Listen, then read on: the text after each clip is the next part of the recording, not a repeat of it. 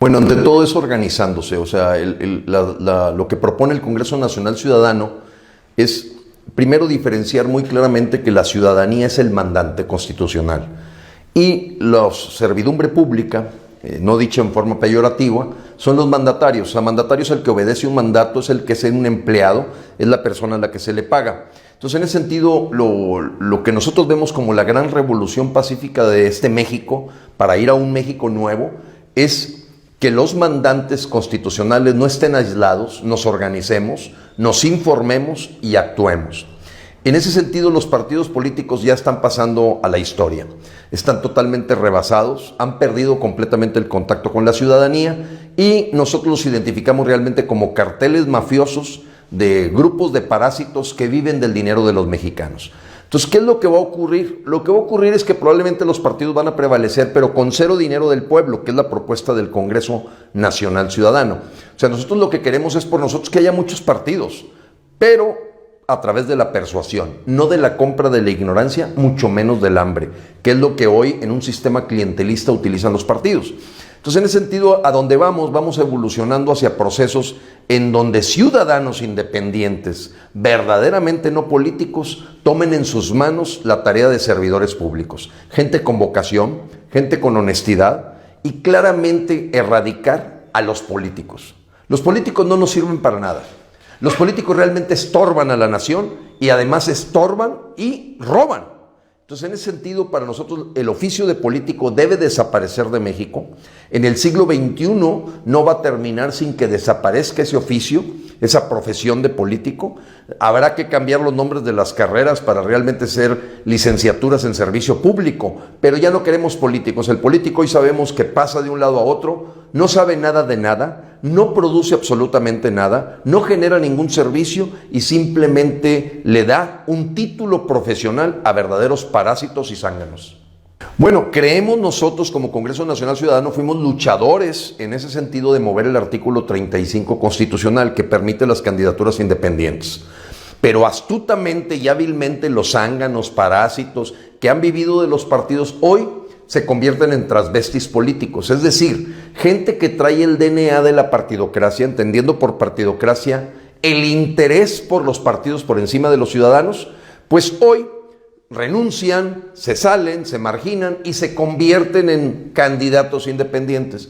Eso no es un candidato independiente, eso es un engaño, esa es una parafernalia que los propios partidos políticos han encontrado, que ante la forma tan deteriorada que tiene y descompuesta hoy la imagen de los partidos, pues están los mismos políticos hoy trasladándose o disfrazándose de candidatos independientes. Eso no es un candidato independiente. En México, un candidato independiente que podría hablar con todos los puntos sobre las IES es el caso de Pedro Kumamoto. O sea, Pedro Kumamoto es un diputado que verdaderamente no tenía una trayectoria partidista, ni siquiera de vivir del erario, y se lanza y logra ganar una diputación local en Jalisco. Pero hablar de Jaime Leodoro Rodríguez, hoy conocido más que como el Bronco, como el Pony, hablar de Manuel Cloutier, son gente que ya vivió de usufructuar a los partidos políticos. Muchos de ellos fueron diputados plurinominales, muchos de ellos fueron diputados proporcionales, muchos de ellos vivieron de los partidos y se dan cuenta lo que ellos ven como la moda, ser candidato independiente. No te dejes engañar. Yo hoy como Congreso Nacional Ciudadano somos muy claros. Si la persona ha ladrado como perro, ha comido como perro y camina como perro, es perro. No te dejes confundir. No dejes que el disfraz de candidatura independiente te lleve a un engaño y una ilusión, como es el caso de lo que está viviendo hoy Nuevo León. Entonces, sí creemos en las candidaturas independientes en el sentido de poder elegir a nuestra servidumbre pública, no solamente de las mafias, hoy carteles mafiosos de la delincuencia organizada, que se llaman partidos políticos. Bueno, los mecanismos el real es la presión social, no hay de otra. O sea, pensar en que el Estado de Derecho, tú vayas con el brazo jurídico a tratar de actuar, indudablemente nos ha traído a que duerme el sueño de los justos, las denuncias, las exhortaciones, las peticiones basadas en el 8º constitucional. O sea, no digo que hay que dejar esa herramienta, porque esa precisamente deja en nuestra visión el buscar un Estado de Derecho. Pero hoy México tiene un Estado no de derecho, es un Estado, vamos a llamarlo así, completamente imperfecto, deteriorado, podrido, putrefacto. Entonces, esperar que a través de la cuestión de mandar oficios, denuncias, caminemos, no hay que dejarlo de hacer, pero no debemos de ilusionarnos con ello. Hoy lo que nos queda es lo que ha pasado en países como Islandia, como Ucrania, como Egipto, en fin, muchos países, y no se diga la historia universal, ha sido la presión social la que ha cambiado gobiernos completos. Entonces, nosotros no le damos mucha esperanza al tema del poder judicial que hoy tenemos, que es totalmente una subordinación al poder ejecutivo. México tiene una república simulada, no es realmente poderes separados. El poder legislativo saltan al poder ejecutivo, el poder judicial está subordinado al poder ejecutivo. Entonces lo que tenemos es un sistema que es una monarquía de partidos políticos.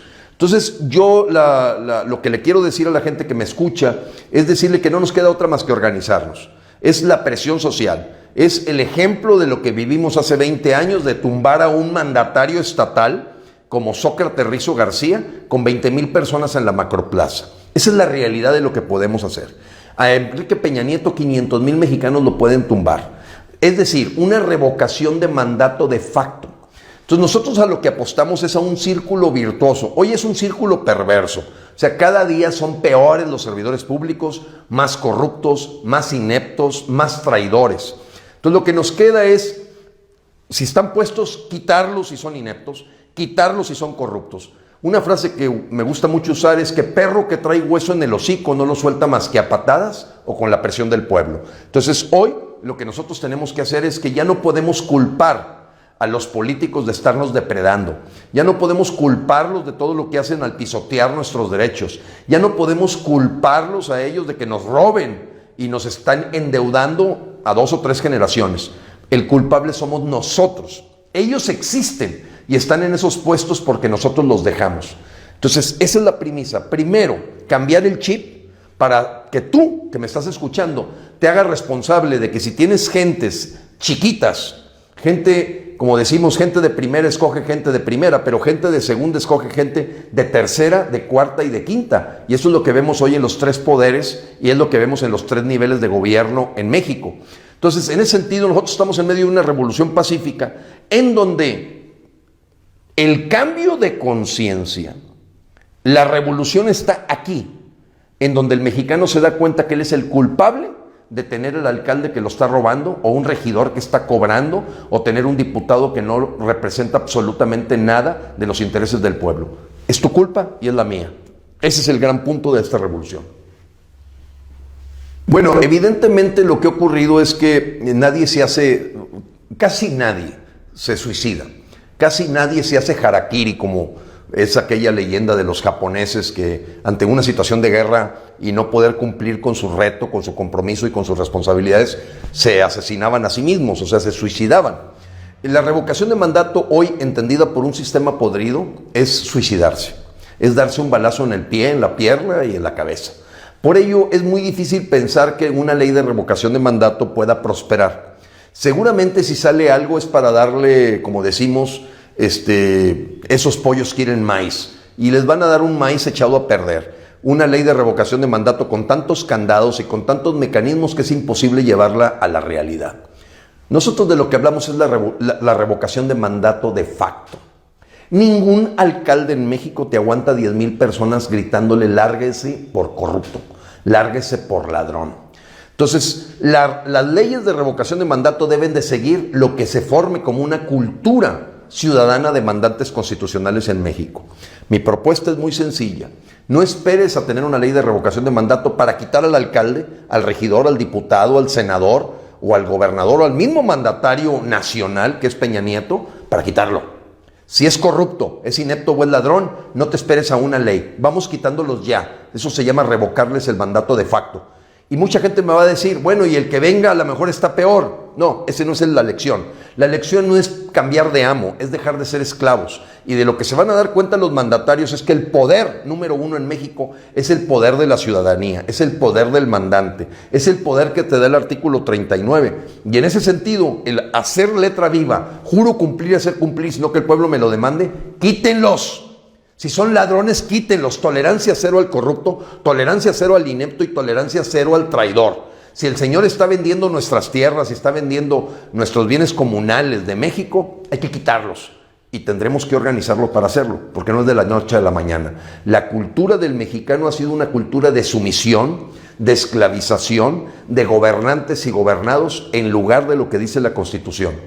Mandantes, el pueblo, el que manda; mandatarios, el que obedece y es empleado y se le paga para hacer un servicio al pueblo de México.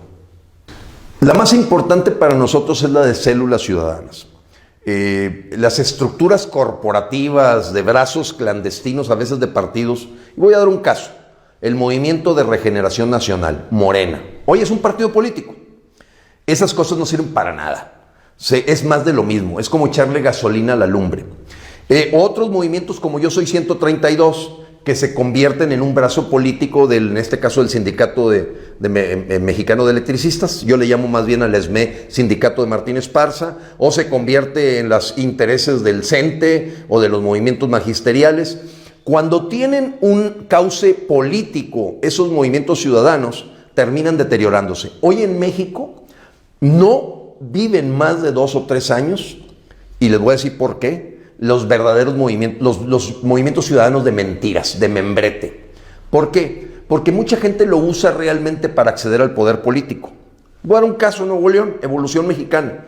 Un grupito de Tatiana Cloutier, Concha Landa, Lorena Canavati, que termina siendo más de lo mismo. Es una forma de gritar para ser escuchado y que termines siendo parte del sistema y seas una persona en la nómina del gobierno o en la nómina de los diputados o en la nómina de los regidores.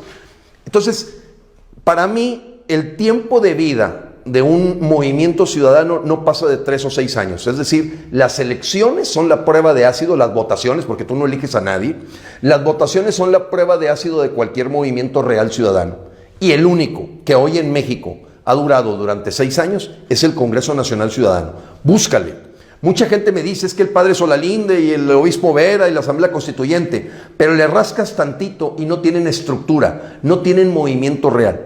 Entonces, nuestra estructura no es una estructura piramidal, es una estructura horizontal, que es a la que yo te propongo. Células ciudadanas, grupos de 10 a 15 personas que tienen autonomía. ¿Por qué célula? Porque es la unidad más pequeña del cuerpo humano que tiene inteligencia propia y tiene autonomía. Es tonto o hasta estúpido pensar que alguien que está en una célula en Iztapas y Guatanejo, una célula en Puerto Morelos, Quintana Roo, una célula en Tulancingo, Hidalgo, alguien del Distrito Federal o de Monterrey le va a dar órdenes. Lo que nos une es una mística. La mística es que somos el mandante constitucional. Vamos a hacer letra viva el artículo 39 y hoy el Congreso Nacional Ciudadano tiene 1.400.000 personas registradas, simpatizantes de congresonacionalciudadano.org. Y lo más importante es que las 3.029 células que tenemos en acción están logrando pequeños cambios. 1 millón de cambios ordinarios hacen el cambio extraordinario. Entonces, la estructura en la que mejor tú puedes defender tus derechos es uniéndote con otros.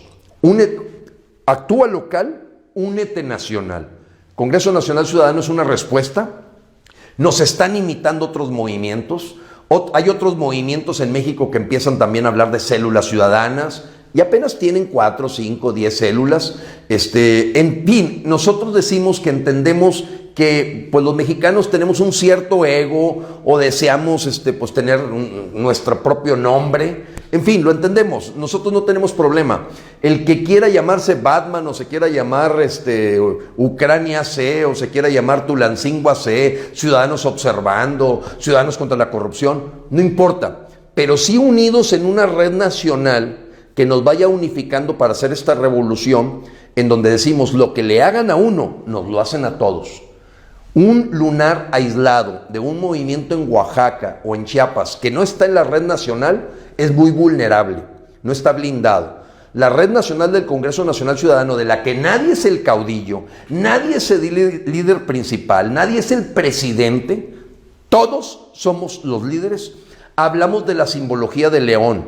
¿Por qué un león ciudadano? Porque los borregos y los corderos ya sabemos dónde están. Entonces, un león ciudadano no requiere jefe. Lo que él sabe que lo que tiene que hacer. Y ese grupo de leones ciudadanos en Hermosillo, Sonora, o en Obregón, o en Puerto Peñasco, o en Mexicali, o en Tijuana, Tecate, Ensenada, podría mencionar las 3.029 células que tenemos, Pues son gente que ellos deciden qué es lo que van a hacer, cuál es su prioridad, pero están comunicados para aprender unos de otros. De hecho, el Congreso Nacional Ciudadano tiene una reunión nacional donde nos reunimos todos. El próximo va a ser el 17 y 18 de junio en Guadalajara. Va a ser la 7ª reunión nacional, Dios mediante. Y lo que hacemos es compartirnos experiencias, ver las mejores prácticas, aprender de otros. El que ya hizo una acusación penal, aprender de cómo lo hizo. El que ya solicitó algo basado en el artículo 8, ¿cómo lo hizo? El que ya se pudo infiltrar a un ayuntamiento, ¿cómo lo hizo? La gente que ya borró del mapa los partidos políticos, ¿cómo lo hizo? La gente que ha generado verdaderamente candidaturas independientes que se reconocen como mandatarios, como empleados del Congreso Nacional Ciudadano, ¿cómo le hizo? Entonces, ese aprendizaje que tenemos entre todos y el cuidarnos y blindarnos, lo que le hagan a uno nos lo hacen a todos, eso es lo que te ofrece una red nacional. No es otra cosa. Si tú estás esperando que alguien te dé órdenes o te dé instrucciones, por favor vete a un partido político. Nosotros no somos eso. Somos la organización, una conspiración abierta que va a derrocar este sistema podrido dando la cara, no encapuchados. Somos pacíficos, pero muy firmes.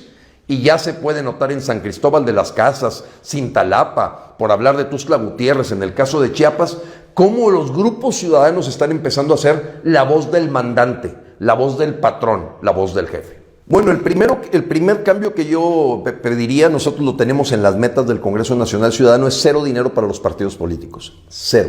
Así como lo estoy diciendo. 0. Que se rasquen con sus uñas. Nosotros ya no queremos fomentar parásitos, zánganos y gente que vive de la polaca. Segundo cambio que propondríamos es que los ayuntamientos, los regidores, no cobren. Sean puestos honorarios en cada comunidad, en cada ciudad, y sean elegidos en voto directo por el pueblo. Tercero, eliminar todos los subsidios y subvenciones a sindicatos de Estado. 0 dinero del pueblo para mantener sindicatos que lo que permite es controlar campañas, controlar la compra de votos, controlar los posicionamientos. Otra cosa que nosotros queremos verdaderos legisladores del pueblo. Nosotros hemos llegado a pensar que los legisladores no deben ser gente que vive de la política, que vive de hacer leyes. Deben ser los propios ciudadanos que, asesorados, ahí sí por abogados o por gente que conoce de legislación, verdaderamente velen por los intereses del pueblo. Nosotros nos imaginamos congresos de los estados, congresos locales, con gente que casi se podría decir voluntaria. Gente que en forma de elección por los distritos, no porque hacen campaña, no porque gastan en cantidades millonarias en campaña, son gente que tiene su trabajo, que se dedica a otra cosa, pero que dedica 6 a 8 a 10 horas a la semana para legislar lo que les interesa a los ciudadanos. Los partidos políticos ya no sirven para nada. Nos están estorbando y nos están robando. Nos están acabando el cuerno de la abundancia, convirtiéndolo en puro cuerno para la mayoría y abundancia para unos pocos.